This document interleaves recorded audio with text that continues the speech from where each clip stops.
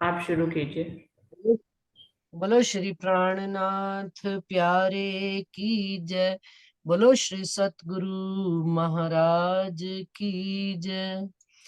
अर्श अजीम की कंकड़ी उड़ावे 14 तबक, तो तिनको है क्यों कहिए जो देख न सके हक। कि अर्श अजीम की परम धाम की एक कंकड़ी आती है तो 14 तबक उड़ जाता है। तो तिनको है क्यों कहिए जो देख न सके हक। तो हम इस संसार को कहते हैं इसका अस्तित्व है, हमारे पिंड का अस्तित्व है।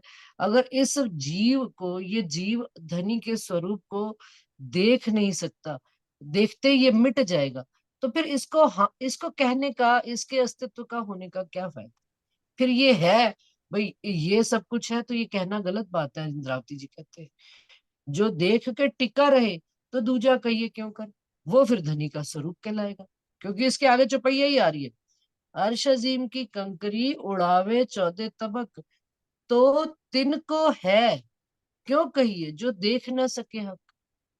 जो 14 तबक का ये पिंड हमारा धनी को देख नहीं सकता, तो इसको होना ना होना बेकार है, क्योंकि ये तो उनको देखते ही उड़ जाएगा। तो कहते हैं जो हक को देखे ना उड़े, सो दूजा कहिए क्यों।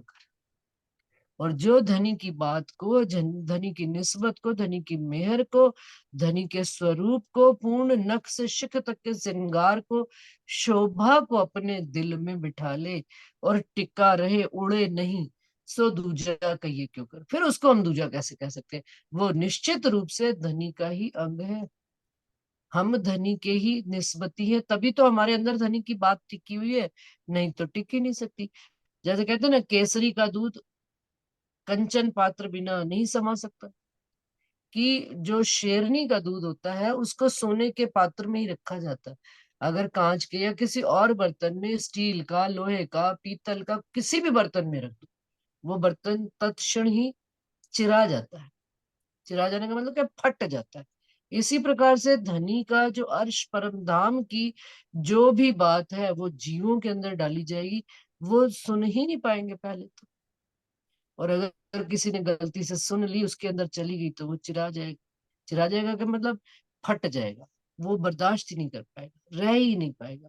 और जो धनी के अंग है, वो रोज इन बातों में आनंद मंगल करेंगे। रोज नित खाना पीना सोना, सुपन सोवत जागृत, दम न छोड़े माशूक को जाके असल लखने सकत।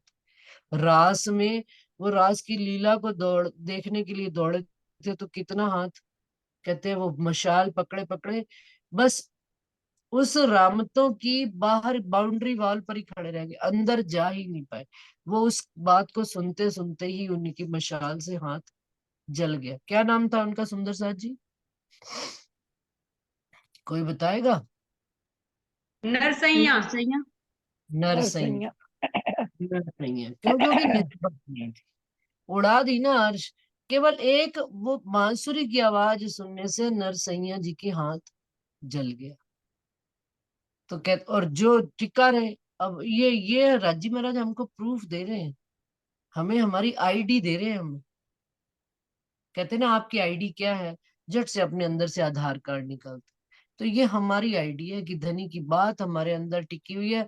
हम उनकी बात सुनते हैं, समझते हैं और कोशिश करते हैं उस पर अमल करने की, और उसका मंथन करते हैं, विचार करते हैं रात दिन उस बात को। तो ये हमारी आईडी हमें धनी दे रही है कि ये तुम हो मोमिन है, कि जो हक देखे ना उड़े, सो दूजा कहिए क्यों कर। फिर वो दूजे नहीं कहला सकते, वो धनी के अंग ही कहला रहे। ये बातें अर्श वाहे दत्त की पाइये हक इल्मे खबर। ये किससे बात हमको पता लग रही है? ये धनी ने जो बेशक इलम, खुदाई इलम हमको दिया है। और वो अर्श वाहिदत की बातें हैं, एक दिली की बातें हैं ये कोई साधारण बातें नहीं है सुंदर सा जी। कि यहाँ श्रृंगार तक आकर हम धनी की बात को समझ पा रहे हैं, मिलान कर पा रहे हैं, उनके साथ वाहिदत के सुख को भोग पा रहे हैं। किससे जान पा रहे हैं? ये इस इलम से। और इसको सुनकर टिके हुए हैं, बने हुए। क्यों? धनी की हुक्म ने हमको रखा हुआ है यहाँ पर।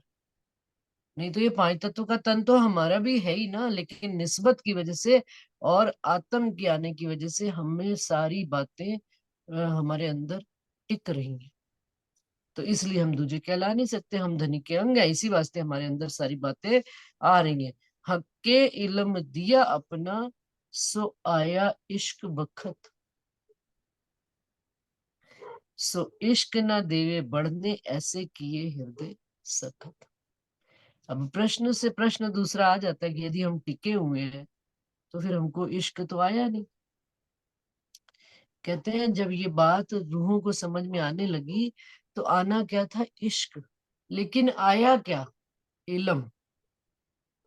करेंसी बदल दी उन्होंने ना, आ इश्क ही रहा है लेकिन इलम के रूप में आ रहा है। इश्क न देवे बढ़ने, क्यों नहीं इश्क बढ़ने देते, ऐसे किए हृदय सखत। और यहाँ पर एक बात और भी आती है कि जो हृदय सखत, कहते हैं कोमल दिल में धनी, तुम आए करो आराम, अर्श तुम्हारा मेरा दिल है, तुम आए करो सेज बिछाई रुच रुच के, तुम आए करो आराम। क्या सेज बिछाई रुच रुच के, कि धनी आपके लिए मैं कोमल सेजिया लगाऊं और उससे कोमल दिल की रूपी तखत पर आपको बैठाऊं। तो यहाँ तो कह रहे हैं हृदय की ये सखत,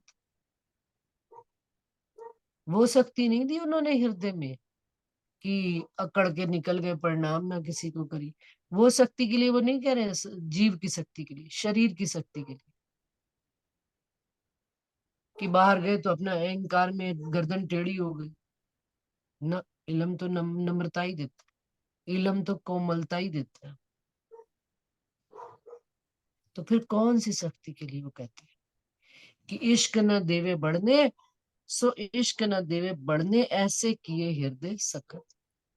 कि हमको धनी ने ब्रेक लगा दी इश्क पर। और कहते हैं ना जैसे दो तरफ से जल आ रहा है, इधर से भी जल आ रहा है, इधर से भी जल आ रहा है, एक तरफ उन्होंने मेड़ बांध दी, अब इधर से जल नहीं आएगा, इधर से जल आएगा, यही वाला जल घूम कर इधर से आएगा। कैसे आएगा, सुंदर साथ जी, इश्क की तरफ उन्होंने मेड़ बांध दी, इश्क ना आए सुंदर साथ को, और इलम आवे। इलम आने से क्या होता है, इलम आने से दृढ़ता आती है, ईमान आता है। और जब ईमान आता है तो क्या आता है, धनी के प्रति प्यार और लाड आता है। ये उन्होंने ये जुगत बिठाई हुई है हमको देने के वास्ते। पहचान जब होती है, नया नया सुंदर साथ को राज्य की तरफ लगते हैं, खूब रोते हैं, खूब रोते हैं। अनेक ही सुंदर साथ रोते हुए दिख जाते हैं, कोई कैसे कोई कैसे। तो कहते हैं जब दूसरे सुंदर साथ देखते हैं ना, कोई गाली कोई गाली, ये तो ऊपरी आंसू बहते हैं इनको, अभी तो शुरुआत हुई है इनके जीवन में। एक वक्त धनी का ऐसा आएगा जीवन में कि आंसू बाहर दिखने ही नहीं है हमको, लेकिन अंदर रोम रोम धनी के विरह में भीगल। मोमिन कैसे हैं, अंदर धनी के विरह में डूबे बैठे, लेकिन धनी ने हमको अपनी ये जो जितने सुख लाए हैं इस ब्रह्मांड में, जितने इल्म की लज्जत लाए हैं, उसको देने वास्ते इधर उन्होंने मेड़ बांध बांध दी, और इल्म के माध्यम से धनी हमारे अंदर आ रहे हैं। तो यहाँ उन्होंने हमको शक्ति दी कि शक्ति होएगी। शक्ति के मतलब क्या, अभी इसका आगे भी विस्तार में शक्ति का भी अर्थ बता रहे हैं, स्टेप बाय स्टेप चलती हूँ, क्योंकि चौपाई से चौपाई बड़ा मजा आता है। ऐसे किए हृदय सखत, और जित आया हक इलम, अर्श दिल कया सोए। और जहां पर धनी की इलम आ रहा है, धनी की पहचान आ रही है, धनी के स्वरूप की खबर आ रही है, वही दिल अर्श का आ गया। क्या जहां इश्क आ रहा है वहां पर दिल नहीं कहा गया अर्श, पॉइंट है।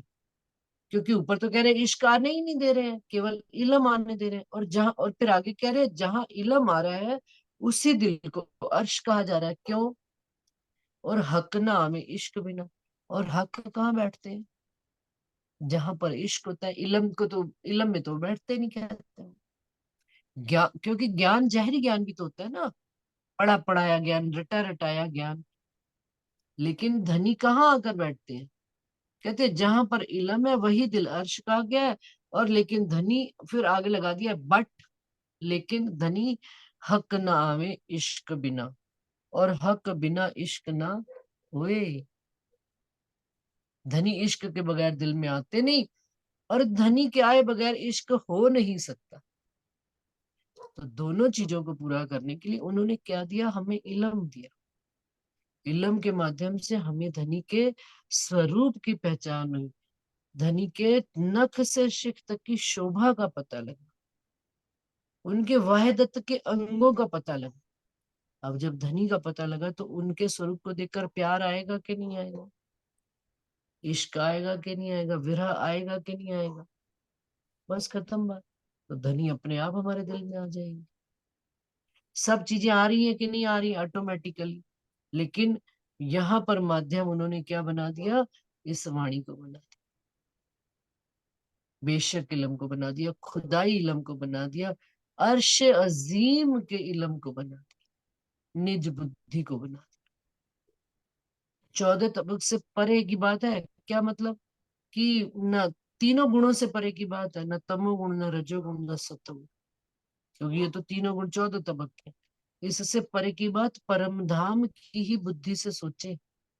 तो देखिए धनी हमारे दिल में आकर बैठे, साक्षात दीदार दे रहे। वो उन्होंने अब कौन से वस्त्र पहने या नहीं पहने ये आप जानो, आप हर रूह अपने दिल में झांक कर देखे कि मूल स्वरूप दर्शन देता है कि कैसे उनको दर्शन आए धनी के स्वरूप के। और जो मोमिनों के दिल में बैठे, तो मोमिनों का ही स्वरूप लेकर यदि दिल में आके बैठे हैं तो भी वाह वाही है। अभी मैं एक पढ़ रही थी, मैंने पता नहीं खिलवत रूहों की में डाला था कि नहीं, नेमत नियामत आई ना, हक हक के नियामत दे दे अघाई, ऊपर चपाई पड़ी। तो वो मौलवी कहते हैं कि हम कहते हैं दूध नेमत है धनी की, परमात्मा अल्लाह ताला की दूध नेमत है, हमको ये वजूद दिया नेमत है उनकी, उन्होंने हमें अच्छा खान पान दिया नेमत है उनकी। तो उनका शुक्राना हम 10 तरह से अदा करते हैं। तो उन्होंने कहा कि ये भी धनी की नेमत है कि उन्होंने हमको उस अल्लाह ताला की खबर देने वाले रसूल भी भेजे, ये भी नेमत है। पहचान करें इस चीज को कि इस समय ब्रह्मांड में इतनी उस ये नियामत का एक विस्तार स्वरूप चल रहा है धनी का, कि कहीं पर भी किसी को कोई चीज की कमी नहीं मिल रही।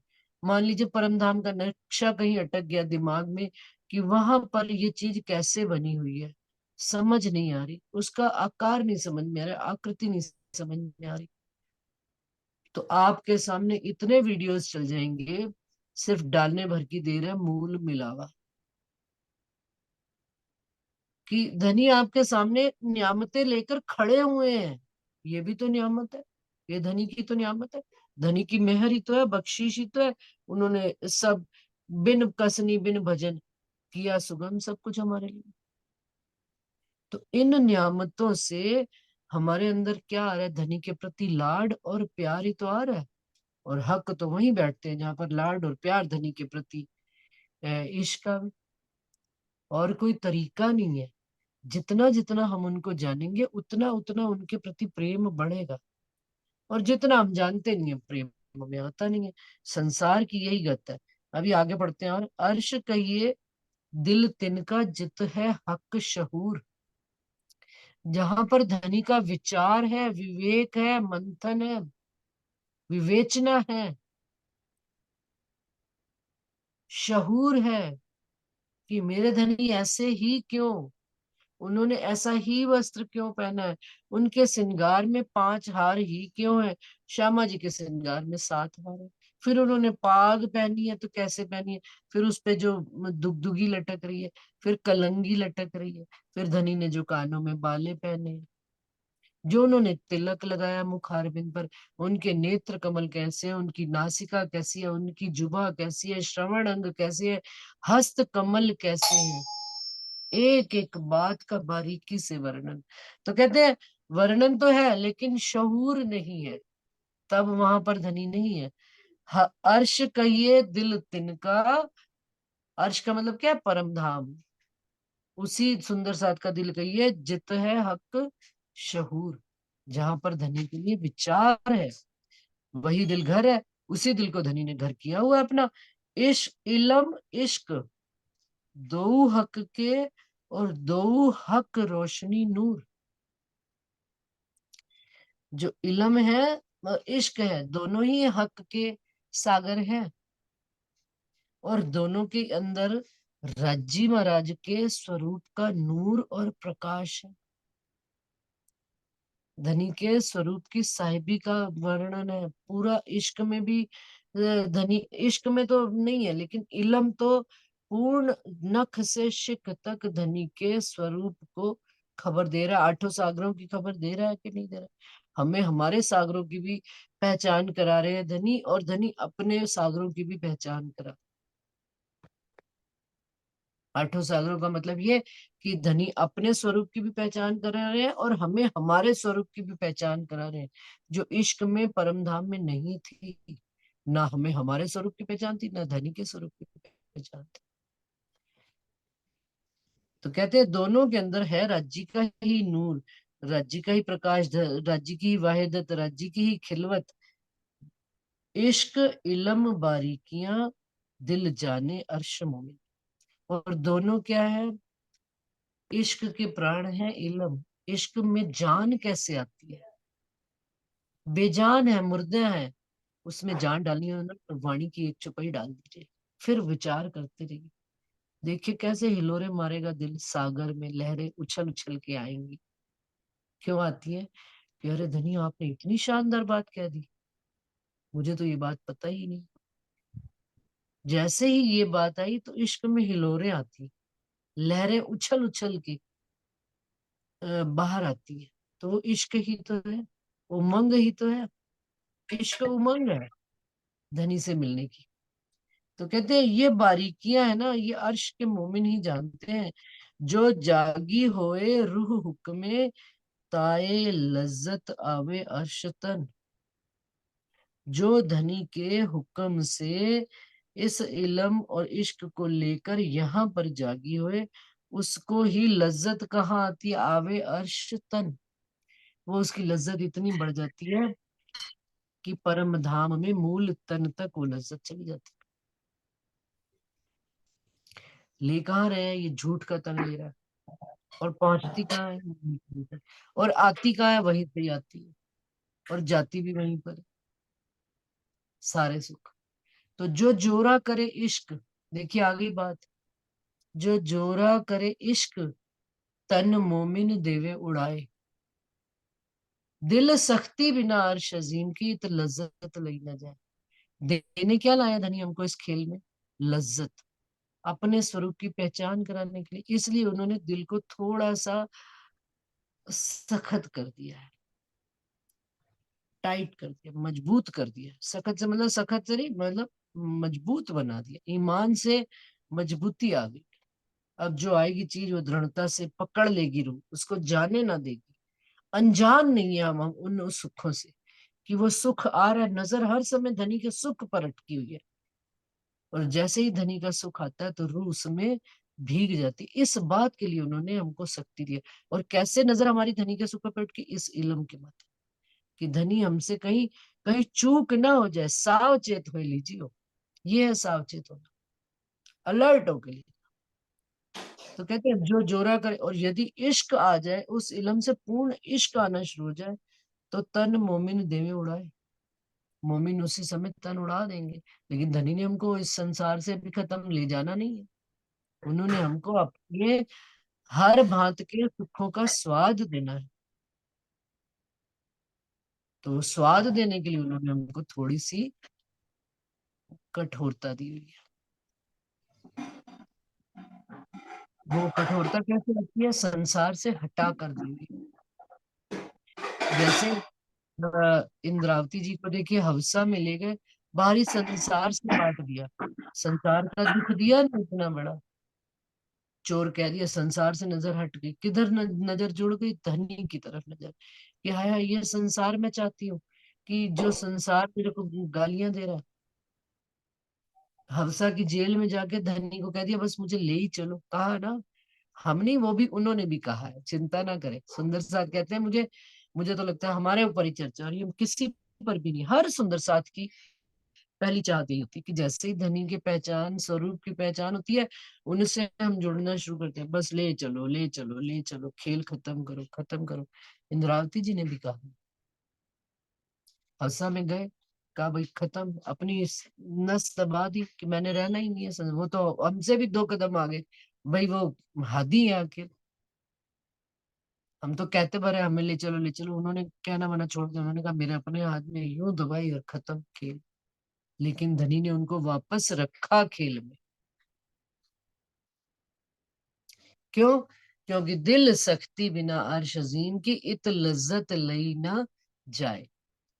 यहाँ पर लज्जत नहीं ली जा सकती धनी के सुखों की। कहते हैं, एक किस्सा सुनाती हूँ सुंदर सा जी, कि एक तोते को एक राजा पकड़ कर ले गया। बड़े आराम से उसको रखता था अपने घर में, सोने का पिंजड़ा, जो भी अच्छी से अच्छी चीज खानी खिलानी उसको। और तोता भी बड़ा मस्त था, राजा की जुबान बोलता था, अच्छी अच्छी बातें बोलना सीख गया था। सब कुछ राजा, राजा उससे अपनी दिल की बातें करता था, और तोता भी उसको जवाब दिया करता था। तो एक बार क्या हुआ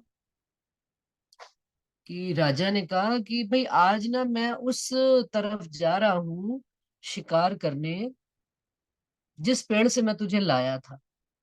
तो तेरे सगे संबंधी रिश्तेदार भी मुझे मिलेंगे, कोई बात तूने मुझे कहनी है तो कह दे, मैं तेरा संदेशा उनको दे दूंगा। तो तोता भी बड़ा होशियार हो चुका था राजा के साथ रह रह के। उसने राजा को कहा कि आप एक बात कह दीजिएगा मेरे सगे संबंधियों को कि मैं बड़ा राजी खुशी आनंद मंगल से रहता हूँ, खूब ही अच्छा खाता पीता मोटा ताजा हो गया हूँ, परंतु आजादी के प्रति सजग रहना। इशारे में बात कह दी। राजा ने कहा ठीक है, मैं संदेशा तेरा दे दूंगा। राजा उसी पेड़ पर, जब वहां जंगल में गया, वहीं पेड़ पर देखा अनेक तोते, चारों तरफ तोते ही तोते। तो राजा ने कहा मैं उस जगह पे आ गया हूँ। राजा ने कहा भाई मुझे मेरे प्रिय तोते ने संदेशा दिया, तो मैं इसको संदेशा दे दूं सब तोतों को। तो राजा ने नीचे पेड़ के पास बैठकर संदेशा देना शुरू किया। अरे भैया, जो तुम्हारा तोता मैं लेकर गया था पकड़ के, उसने तुम सबके लिए संदेशा दिया है। क्या संदेशा दिया है? कि मुझे राजा ने बड़े अच्छे से रखा हुआ है, खाना पीना अच्छा है, बिल्कुल मैं हष्ट पुष्ट हूँ, स्वस्थ हूँ, परंतु स्वतंत्रता के प्रति सजग रहना। जिस तरह से इशारे में बात आई थी, अब जैसे ही राजा ने ये बात कही, तो पट पट पट पट पट ऊपर से जैसे पत्ते गिरते हैं, तोते सब गिरने लग पड़े।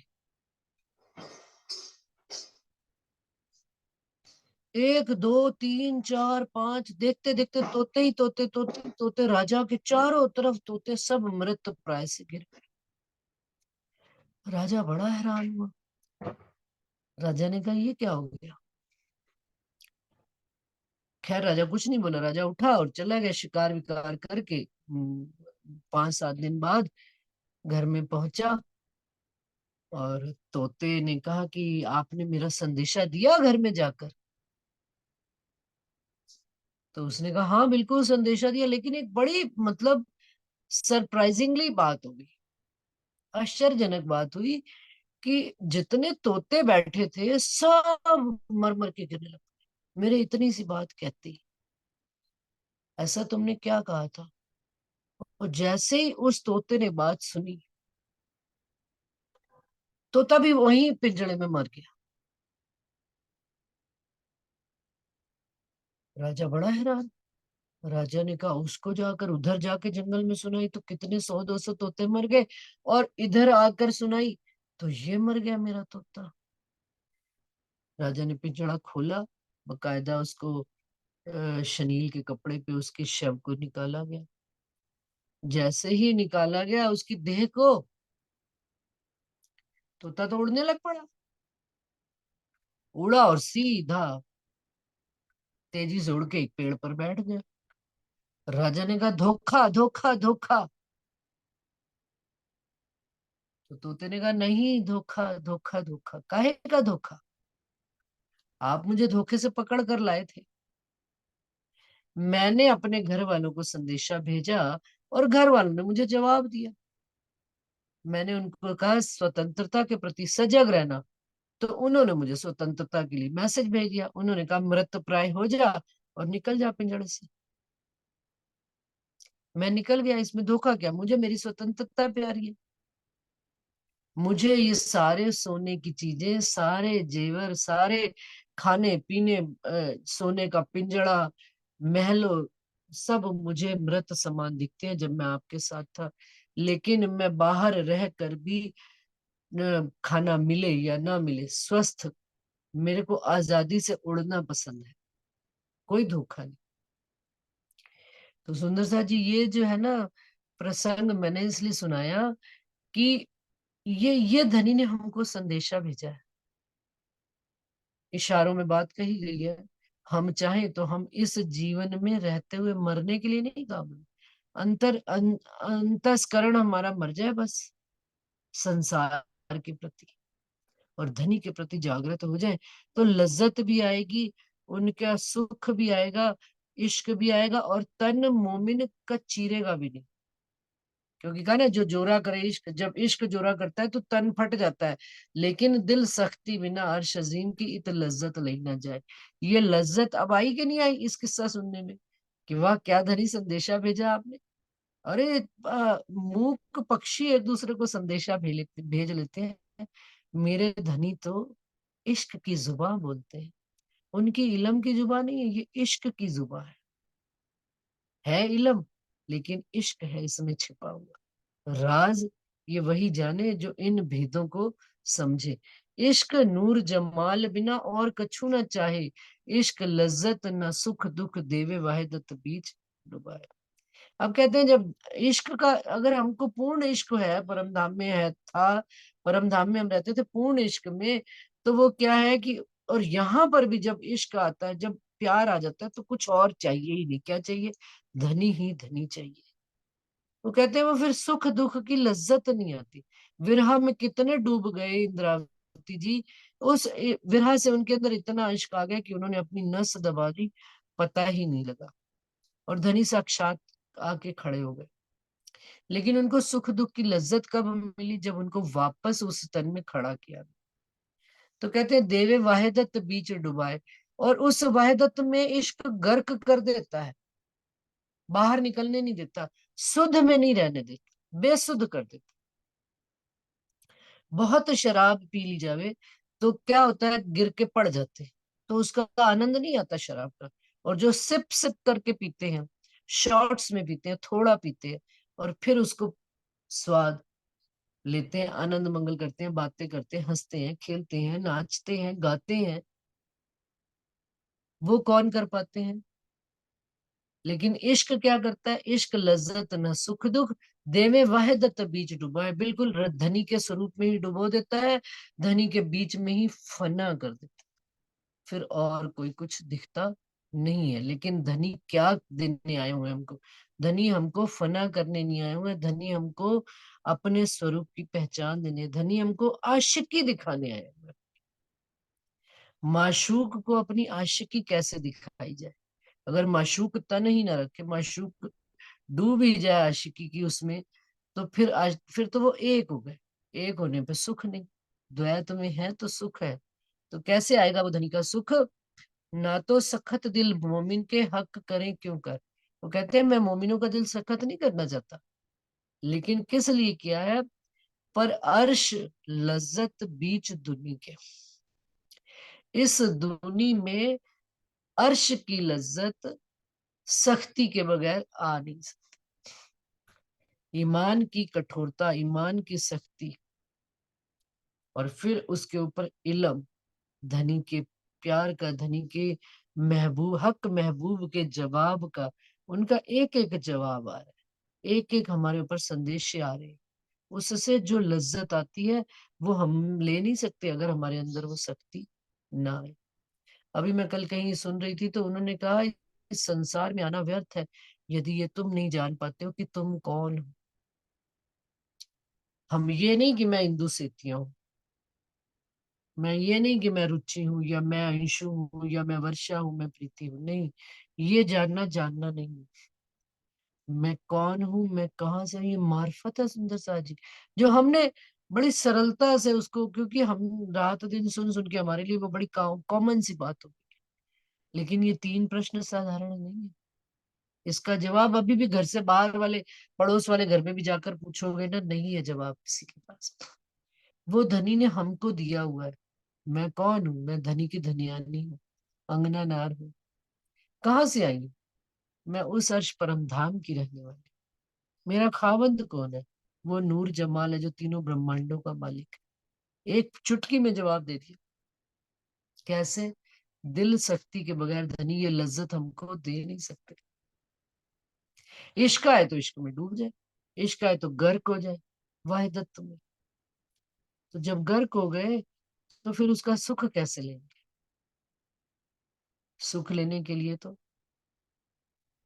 जागृत होकर निज बुद्धि, और धन है आपके पास लेकिन धन का इस्तेमाल नहीं है आपको। धन धन है ना, तो धन से वस्त्र खरीदे सुंदर लग रहे हैं, धन से सोना चांदी खरीदा, धन से बच्चों के लिए सुविधाएं खरीदी, काहे के लिए? धन है। लेकिन धन पड़ा रहे घर में। इसका कैसे एक एग्जाम्पल दिया जाए कि इश्क की वाहिदत में गर्क हो जाते हैं। लैला और मजनू है। लैला और मजनू को भी ना पता होगा। मजनू लैला का कहीं नाम नहीं आता सुंदर सा जी, आपने कहीं देखा है? लैला का नाम तो आता है मजनू के साथ, लैला मजनू। शीरी फरहाद, उधर से शीरी का नाम आता है कि वो फरहाद को मिलने जाया करती थी मटके के ऊपर। क्यों? क्योंकि उसको इल्म था कि मैं अपने महबूब से कैसे मिलने जा सकती हूँ। नदी पार करके जाया करती थी।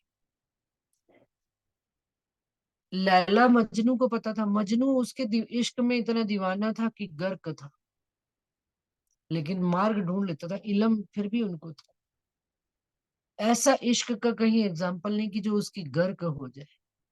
वो सिर्फ परम धाम में ही है इश्क। इसलिए धनी ने हमको उस इश्क से जुदा करके इस ब्रह्मांड में रखा हुआ है। जिस चीज के हम बने हुए हैं, अगर उस ही चीज को वापस हमको दे दे तो हम वापस वहीं जाके खड़े हो जाएंगे। लेकिन वो अब नहीं देंगे। क्यों? क्योंकि बाकी अपने अंगों से अपने स्वरूप की पहचान देने के लिए, अपने सागरों की, अपने घर की पूर्ण पहचान देने के लिए उन्होंने हमको उस चीज से ही जुदा करके बिठा के रखा हुआ है। प्यासे को पानी पानी मिले तो कितना अच्छा, प्यास अच्छी लगता है, पानी उस समय कितना अच्छा लगता है। और प्यास ना हो, पानी नहीं नहीं मैंने नहीं पीना। हमको उन्होंने प्यासा बनाया है उस पानी की तड़प के लिए, तड़प जागृत की। तड़प भी तो इश्क है। इलम से तड़प पैदा हो रही है। तो कहते हैं ना तो सखत लिवाए न सकती बिगर, एक ही नजर मोमिन की, हक सुख दिया चाहे दो। अब मोमिनों की नजर कैसी होती है कि केवल एक ही नजर है, धनी कोई देखना, धनी कोई देखना, धनी बस हमें अपने साथ मिला लो, हमें अपने साथ मिला लो, हमें अपने साथ मिला लो। एक ही रटन, एक ही तोता रटता जाता है। मनु ले चलो, मैनू नहीं कुछ लेना देना, मेरे को कुछ नहीं, मेरे को बस अपने संग ले चलो, मुझे अपने घर परमधाम में ले चलो। अरे घर तो मेरा ही है, मैं अपना घर वहीं चल के देख लूंगी। लेकिन धनी क्या कहते हैं? यहीं सीखना है, यहीं परमधाम के 25 पक्षों को जानना है। तो क्या कहते हैं? हक सुख दिया चाहे दोए। हक क्या चाहते हैं? दोनों सुख देना चाहते हैं, परम धाम के भी और अर्श के भी और फर्श के भी। माया भी देखो भाई, मांग के तो माया भी आए थे ना, जितना अर्श मांग के आए थे उतना फर्श का भी तो सुख मांग के आए थे कि भाई अक्षर ब्रह्म का भी सुख देखेंगे। अक्षर ब्रह्म कौन से खेल खेलता है, कौन से खेल बनाते और मिटाते हैं। और घर का भी धनी को ये तो पता ही था। ये तो धनी के दिल में बात थी ना कि मैंने इनको अपने घर के सुखों की भी पूर्ण पहचान करानी है। हमें अक्षर ब्रह्म उन्होंने दिखाया था, लेकिन एक्चुअल में तो वो अपनी साहिबी का स्वरूप भी तो हमको दिखाना चाहते थे। ये बात हमको इस इलम से ही तो पता लगी है आज। तो कहते हैं हक सुख दिया चाहे दोए, रूहे अर्श सुख लेवे खेल में। और खेल सुख अर्श में हुए। दोनों तरह के सुख लेना चाहते हैं, रूहों को धनी देना चाहते हैं, लेकिन रूहों की नजर एक विध, धनी नजर सब विध। वो हमको क्या, सब तरह के सुख देना चाहते हैं। क्या, अर्श में रूहें लेवे, रूहें अर्श सुख लेवे खेल में। इस खेल में बैठकर रूहें अर्श के सुख लेवे, परम धाम के सुख लेवे, मूल मिलावे के लेवे, खिलवत के लेवे, निस्बत के लेवे, वहदत के लेवे, 25 पक्षों के लेवे, मानिक पहाड़ के लेवे, हौज कौसर के लेवे। कैसे रूहें तैर कर मछलियां बनकर निकल जाती हैं। एक एक पक्ष के बारे में रूहें सुख लेवे। कहाँ लेवे, इस खेल में बैठकर। और खेल सुख अर्श में हुए। और जो खेल में हमने सुख लिए हैं, ये सुख फिर अर्श परम धाम में जाकर हम जुदा जुदा बातें करके एक दूसरे को सुख देवे। अरे मैंने तो ये सुख लिया, वो कहेगी मैंने ये लिया, तूने ऐसा देखा मैंने वैसा देखा, मैंने धनी को इस तरह से देखा। एक ही चीज को भांत भांत से अनेक तरीके से देखना धनी हमको सिखा रहे हैं, और धनी हमको चाह रहे हैं। ये धनी की ही चाहत है कि वो हमको चाहते हैं हम अ, धनी के प्रति बातें करें। कहीं भी किसी अनजान व्यक्ति से जोड़ देती है, परवाही व्यक्ति से जोड़ देते हैं, इसलिए नहीं कि उसको ज्ञान देना या गलत, फिर हमारी सोच गलत है। वो हमको इसलिए उससे जोड़ते हैं कि हमें पता लगे कि धनी ने अपनी गवाहियां कहाँ कहाँ कहलवा के रखी हुई, इसमें भी छिपी मार्फत है। उसको वो पहचाने ना पहचाने, लेकिन मुझे अपने घर की बात मेरे और अंदर दृढ़ता आ जाती है। अरे वाह धनी, आपने तो यहाँ पे भी कल, क्यों, क्योंकि उसको समझाने के चक्कर में हम 10 किताबें और खरोल देते हैं। अच्छा ये बात कही, वो बात कही, फलाने में एक एक गवाही उसको लिख लिख कर बताते चले जाते। तो गवाही किसकी आई? अपने लिए आई, हमारे वास्ते। धनी हमें हमें हमें जाहिर करने के लिए एक नए व्यक्ति को हमसे जोड़ दिया, परवाही व्यक्ति को जोड़ दिया, चल बता इसको। और धनी ने हमको इस तरह से अपने स्वरूप से रूहें लगाई, अपने स्वरूप में। और भी अपनी सिफत, क्या है उनकी सिफतें, ये सिफतें उनकी नियामतें हैं। उन्होंने हमें अपनी नियामतों में मस्त कर दिया।